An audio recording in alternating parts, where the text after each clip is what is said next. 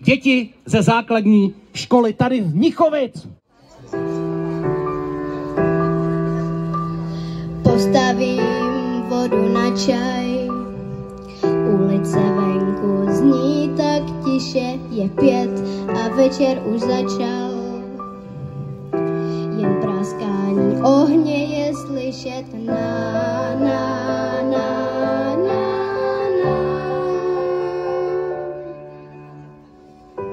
Konečně zase spolu, na oknech námraza a my u jednoho stolu. Na loňský rok jsme navázali, vychází první hvězda, hezčí den v roce neznám.